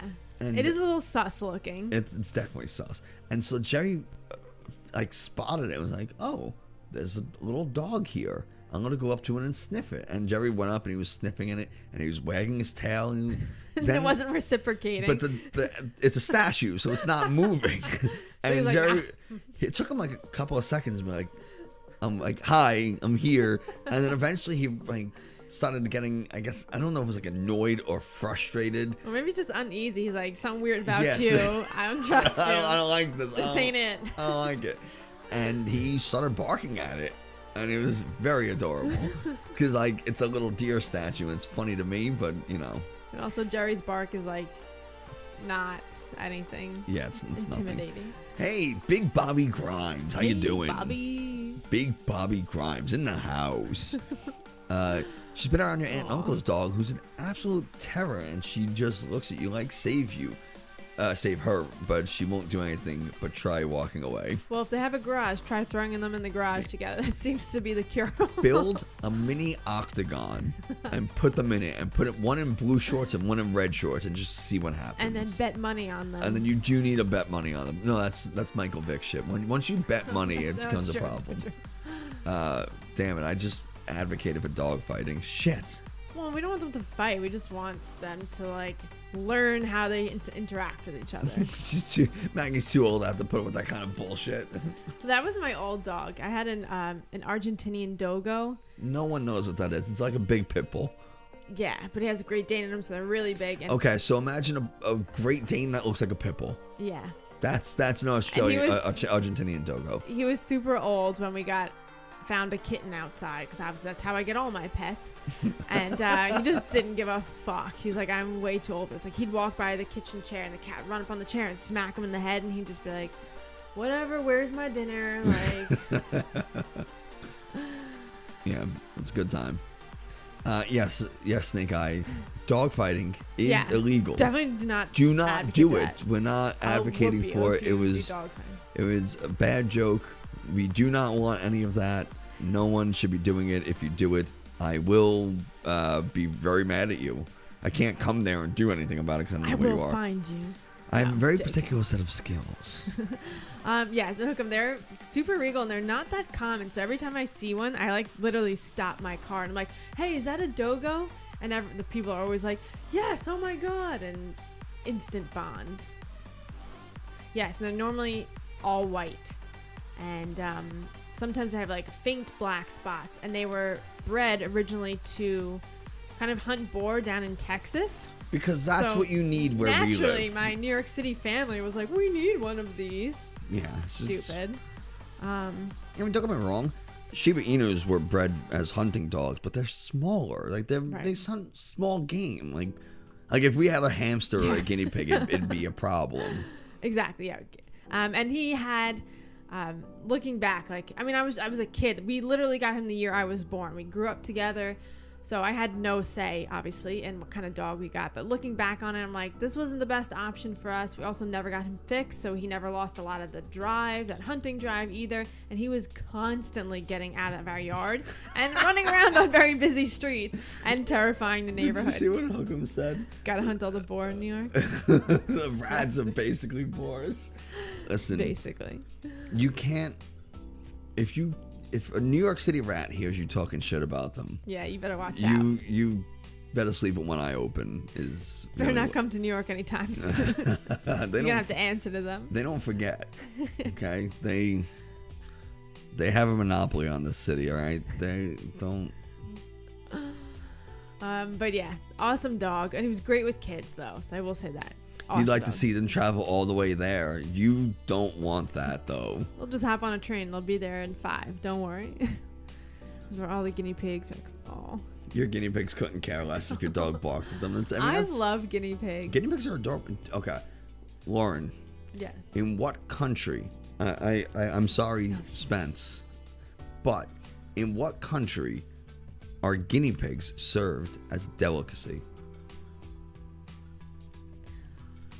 Is it the Philippines? It is not. Okay, then it's a South American country. It is. I just I can't remember which one. It is not India. Okay, let me think. Ecuador? No. Argentina? Nope. Chile? No. Paraguay? Yes. Is it Paraguay? It is not. That one sounded right. What is it? It is Peru. Oh, it's another P one. That's why. It's the other P one. It's the other P. Okay. Oh, Peru. Peru. Oh, Peru. Right, they're all climbing Machu Picchu. I dated a girl who was Peruvian for 6 years. That's how I know this. Did she ever eat guinea pig? She did. I did not. She was in Peru when she did it. Hey, remember when your brother and his girlfriend were planning a trip to Machu Picchu and your mom said they were going to Mount Pikachu? Yes, I do remember that. My mom was an idiot. Sorry. I had to bring that up. Yeah, my mom, she's not particularly cultured. Yeah, Mount Pikachu. I vote to change the name to Mount Pikachu, but, it won't happen. Yeah, guinea pigs are stinking adorable. And there's been plenty of times I've almost gotten one. Can anyone tell me, in Papua New Guinea, there is a disease that you can get as being part of a cannibalistic tribe in Papua New Guinea? Mm-hmm. Tell me the name of that disease. Hang on, I gotta look something up on Google real quick. Okay, I won't.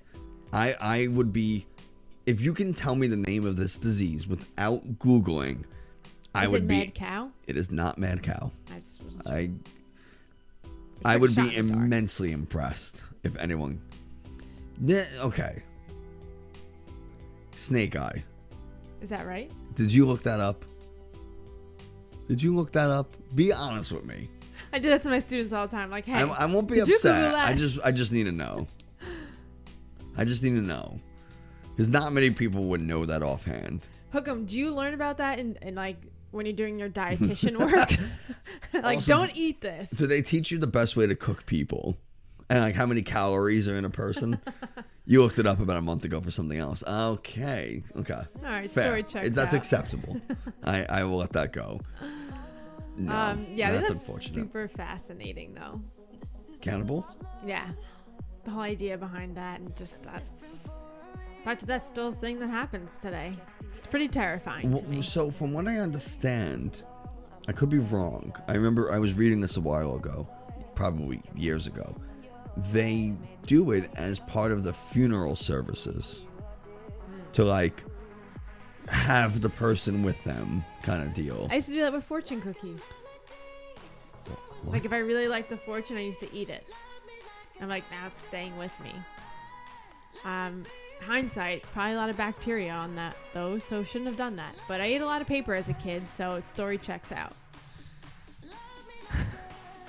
My brother's like, that's why you're so smart. You ate all those words. It was dumb. Okay. Wait, sorry. Everybody shut up. Did you really eat your fortunes if it was a good one? Yes. Did they ever come true?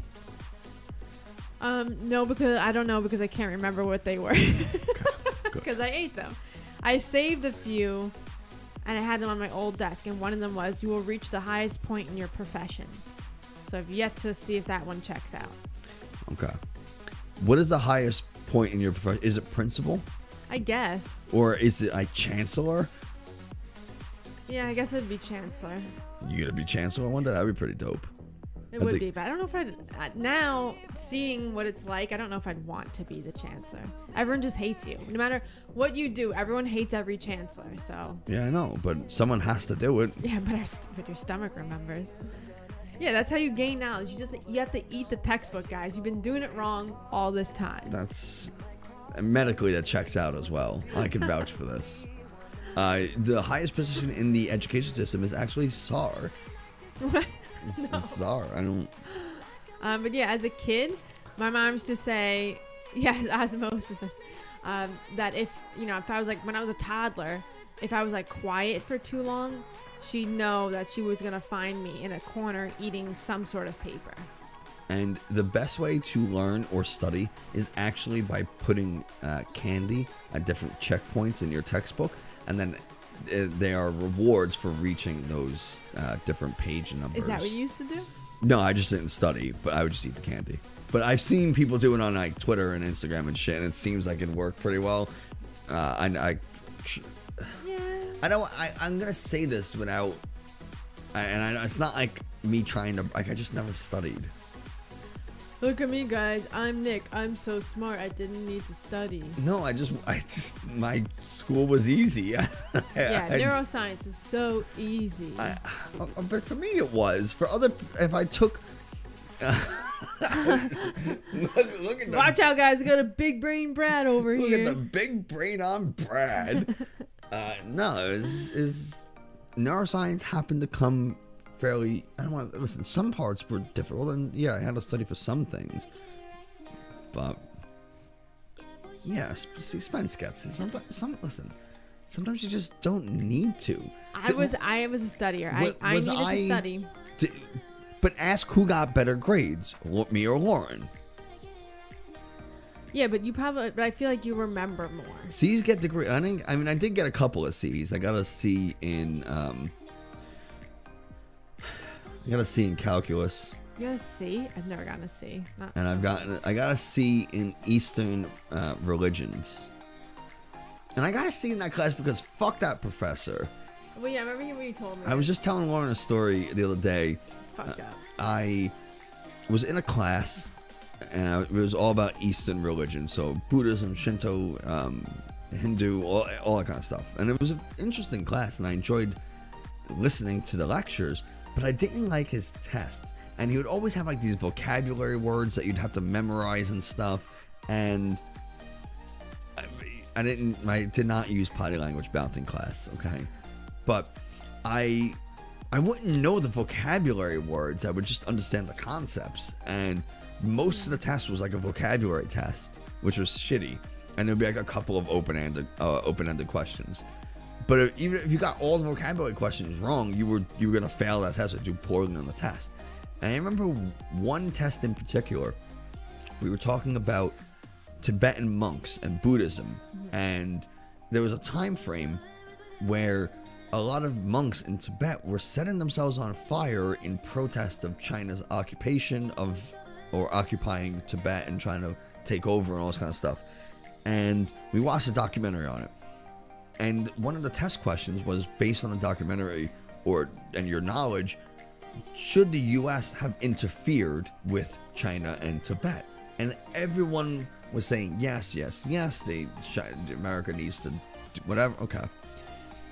I said no. I was like, man, we owe China a lot of money. And also, like, there's a lot of trade stuff that happens between us, and we have a lot of factories and like businesses there and stuff. So, like, probably not, right? Like, I don't think we can. And so listen, I agree, free Tibet, but like, you know, I was just answering the test question. And so the professor, he's giving the exams back, and he's like, you know, only one person had the balls to say that the U.S. shouldn't get involved. It's like, it was a really good statement. Unfortunately, they bombed the vocabulary part, so they failed the test. But it was a good statement. It's like, son of a bitch, I know it was me. I was the only one who did it. Damn it. Oh my god. Yeah. Well, that was a long story just for that. Yeah, that was a terribly long story. But damn, especially you got a 5 out of 5 on an AP test. I don't think I ever got a 5 on an AP test. On a mobile computer science principles AP, I didn't even know they were giving that fucking class. Shit. Good for you though, Spence. Shit. What's up, sass? What up, sass? Fucking sass. You got a 5 on AP Calc? What a fucking nerd! Nerd! Oh my god. We're making fun of our viewers for being just straight up nerds. Maybe the highest thing I was like on a 4 on AP European history or something like that. I don't know. The real question is, what is the album of the year? We had many 4s and 5s in our class. Oh, that's awesome. Michael A Twitch. good teacher is I don't. Diamond Dust. The real question of the album, what is album of the year? The answer is Evermore. Or actually, no. I'm gonna say Folklore is better than Evermore. I said it.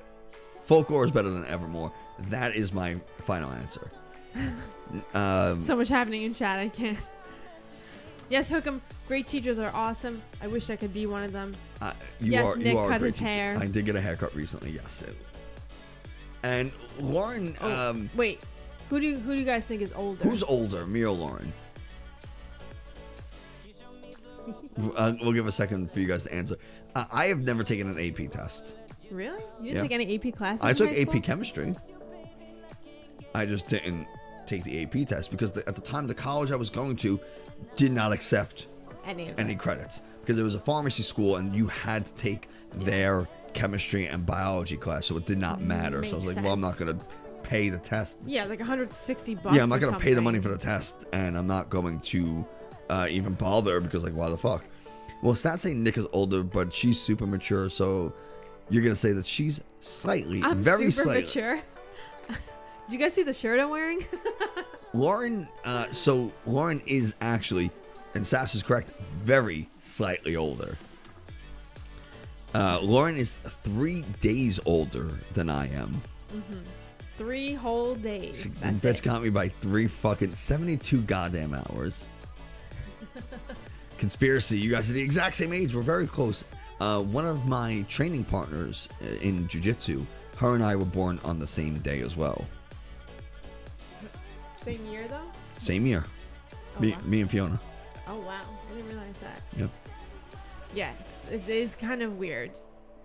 And our social security numbers are incredibly similar too. And I was like, we should check that we're not related before we get married or something. Spoilers, we did not. both Italian. Both Italian, both very hairy. Yeah. We are 30 currently, so Yeah. you can figure out the year. But yeah, fuck. Lauren, I forget why she was doing something and she said her social security number. I was like, did you just give my social security number? And she's like, no, that's mine. I mean, she said it again. I was like, that's so similar to mine. It was fucking crazy. I was like, hold on a second. What just happened? That's a question in the Minnesota marriage license application is, are you related? I really hope that's a joke. Was that on our license? I don't think so. You filled out the I filled it application, out. I don't so- fucking remember. Oh my god. Yeah, Nick did one of those ancestry it's things. not a joke. Shit. It should be a question, I think. Should it be? I think so. I feel like most people know not to fuck your cousin. But a lot of people will do it anyway. I Okay, think there are some groups of people who I don't think know that. Okay. And a lot of diseases are prevalent in those Yes. communities. Okay. Everyone knows you have a first cousin. Then you have a second cousin. You have a third cousin. How far removed does a cousin have to be? Or does she have to be a hot? What if it's a hot cousin? I think in New York it's illegal to marry your first cousin, but I don't think it's illegal to marry your second cousin. But how many? But okay. Second cousin is legal, Yeah. but is it acceptable? There's a difference between legal and acceptable. I So think how many? it used to be more acceptable because, Sure. like, fuck, Stop hitting my hitting mic. your mic, you unprofessional. I stopped talking with my hands too much. I know. But it used to be like keep it in the family type thing, or like Okay, but we're communities not. would be very we're not small. royalty where it's like it's super common. In Well, fact, tell in that to all fact, the Italians who came over. in fact, can anyone tell me the name of the disease or disorder that we were able to identify as genetically X-linked through royal Royals. blood or through royal family Incest. trees? So while you guys answer that question, Wait, repeat the question again. there is a X-linked autosomal. It's an X-linked. It can't be autosomal. It's X-linked. X-linked disorder, and it's the classic example of pedigree Oh, yeah. Helcom nailed it. It's hemophilia. Yes. Very good, very good. Yes, I know how to say- hemophilia. Yeah, that's okay. I'm not a speller either. So. You said hemophilia, but I know it's hemophilia. Hemophilia. Did I say philia? No, you learned that in college too. Damn, Helcom, stop fucking stealing Dang, my what shit. college did you go to? Stop knowing things. You're ruining my games. Yeah. So there's that, and there's a few others obviously that pop up when you. Guru. Nailed it. Alright, fine. Helcom, you're so fucking smart. What part of the nervous system it mediates vasovagal syncope, huh? Oh my god, this is Nick's go-to thing all the time. So you'd think I'd know it by now. The answer is always Kuru. Fine. Okay, fine. You guys want a challenge? Fine. I'll bring the heat. Are you gonna ask them what causes brain freeze? I could ask you what nerve specifically is implicated in brain freeze. Yes. So if you want to answer that one, go for it. But let's ask you an even more challenging question. Is it the vagus nerve? No, it is not. Okay, then I don't know. I'll answer that in a second. You have a patient who has a sodium channel abnormality in the cardiac tissue that puts them at risk for sudden death. What do they have? Cardiomyopathy? No. I was just a total shot in the That dark. literally just means like heart problem, like loss of heart cells. A really bad day. It is a really bad day. Wait, yeah. didn't they ask this question on Scrubs? They did, yeah. And I was trying to visualize. Listen, He is a fine. smug Okay. son of a bitch. Yes, I am. My mom sucks. She is quite the bitch. No, I literally remember them asking on Scrubs, Yeah, and I was they trying did. to picture Dr. Cox giving the answer. But didn't JD have it? Or was it something JD was working on? He was asking the guy Ed. Anyway, first answer the first question. What portion of the nervous system mediates vasovagal syncope? That's question 1. Question 2.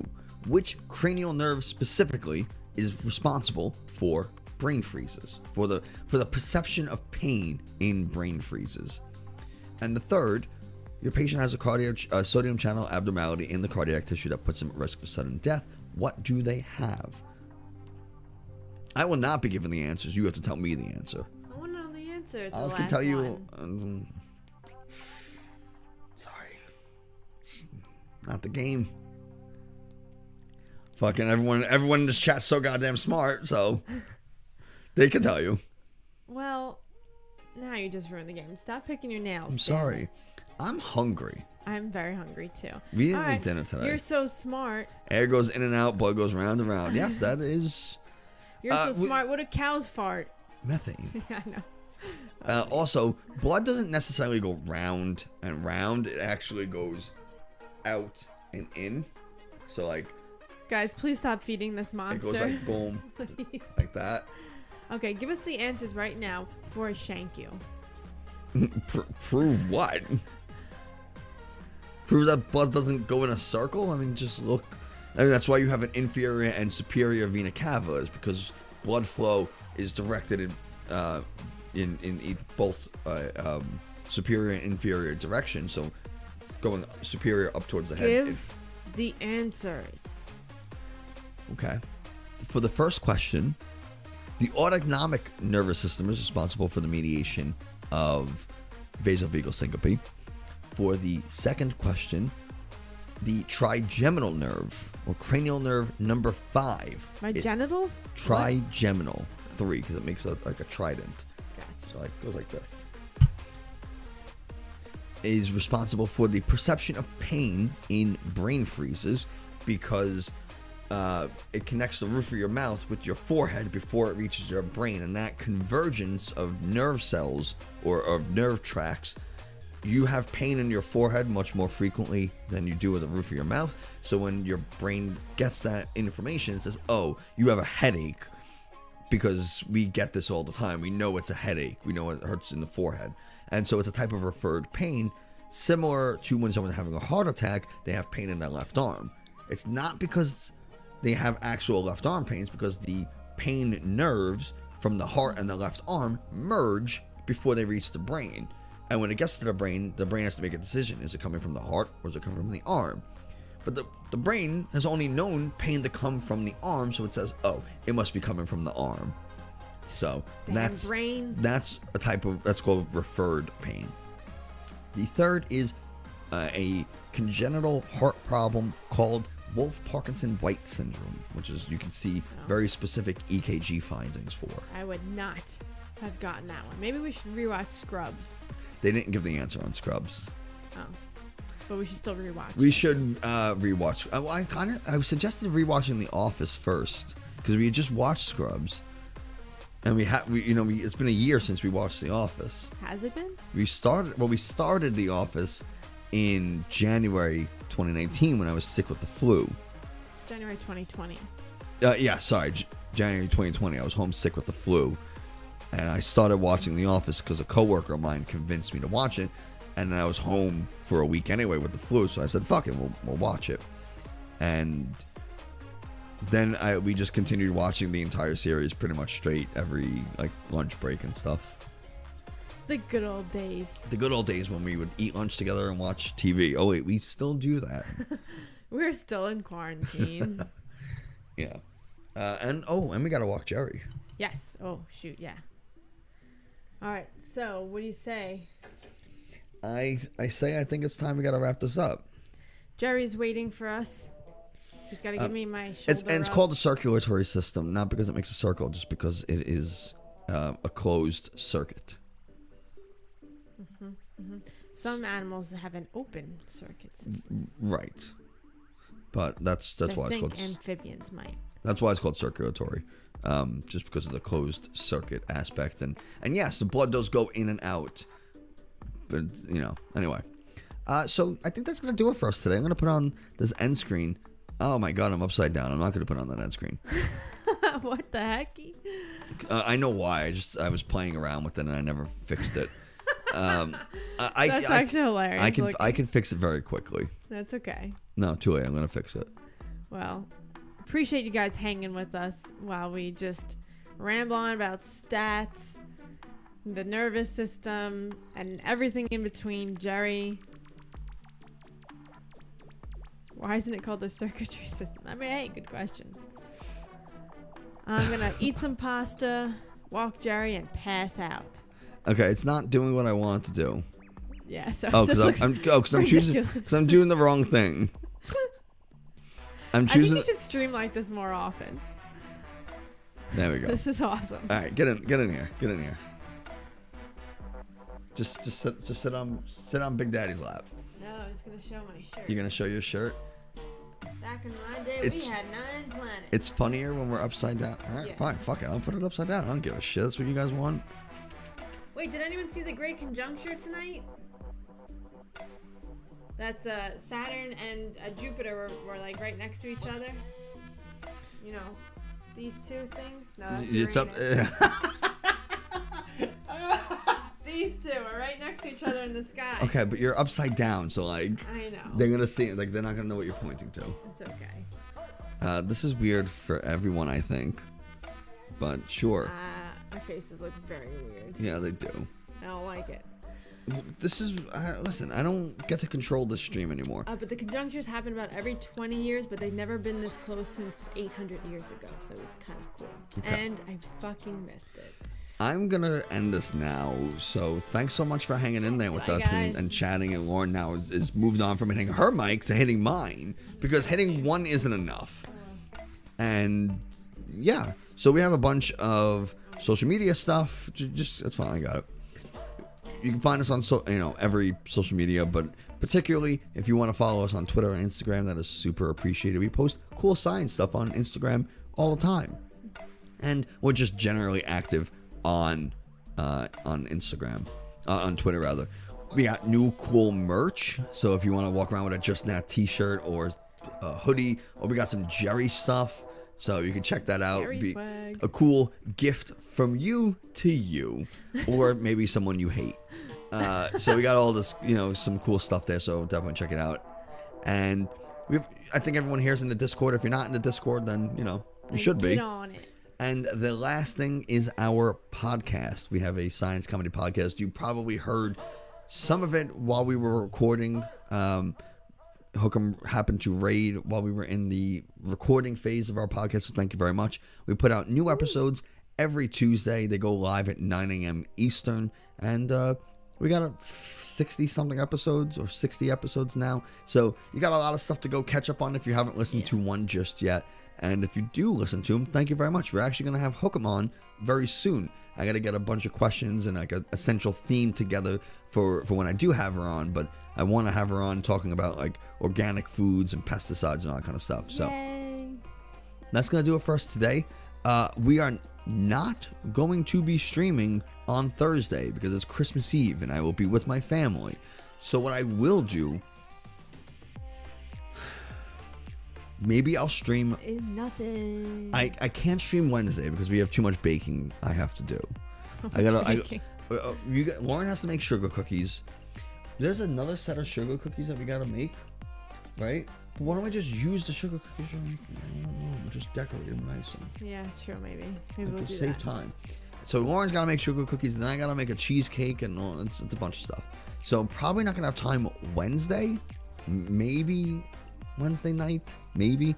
I don't know. Follow us on Twitter or be in our Discord, and I will tell you exactly when we're streaming. It will be on Saturday again, and then I'll either be streaming on Wednesday or Friday. Probably leaning towards Friday, but we'll see. And that's it for us. So thanks so much, and I will see you guys later in the week. If I don't see you before, have a great Christmas. I hope you know, if you celebrate Hanukkah, you had a great Hanukkah. Happy holidays. Any holiday you're celebrating, I hope you have a great time. And we'll talk soon.